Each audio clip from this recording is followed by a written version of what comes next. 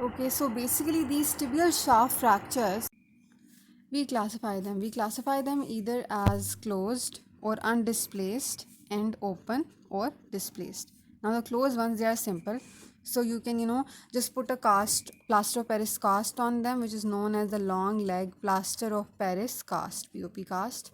And if this fails to treat them, then you are going to go for fixation, okay, with plates or nails. Otherwise, the cast is okay, so you'll have to use plates or nails if the cast fails. In case of open fractures, the treatment is based on the classification which is known as the Gustillo and Anderson classification. Do not go to the orthopedic ward test without doing this, okay? This is a must. Now this Gustillo and Anderson classification, it has grade 1, 2 and 3, and in 3 is classified as A, B and C. Okay.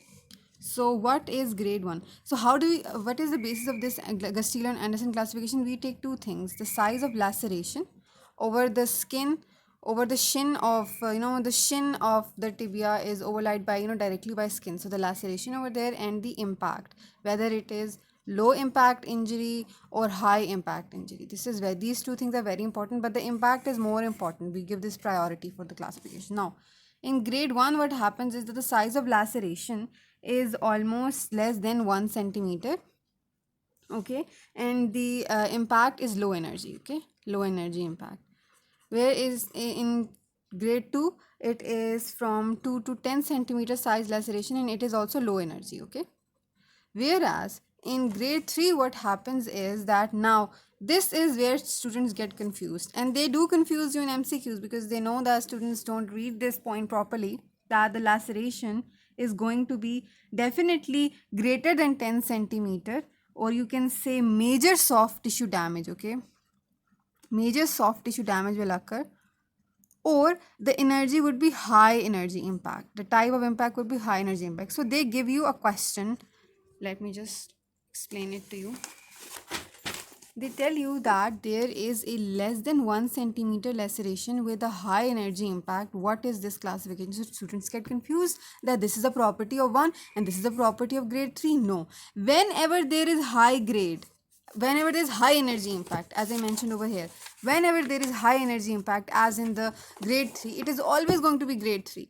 So whenever you read that there is high energy impact, you don't have to look at the size of laceration. Don't look at it, okay. High energy impact equals to grade 3, okay. Grade 3 regardless of the size of laceration, okay, regardless of the size of laceration. The size of laceration does not matter, okay. So this is the main take home message from today's discussion, okay.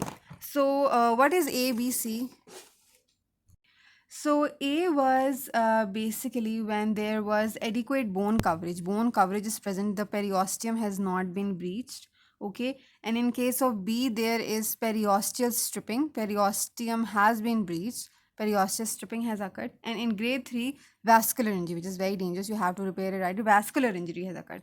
So, 3 is subclassified in ABC basis of whether bone coverage is present or not present and whether there is vascular injury or not. But whenever there is high energy impact, it is always a grade 3, even if the size of laceration is less than 1 centimeter. Or when there is more than 10 centimeter laceration and major soft tissue damage, then also it is going to be grade 3.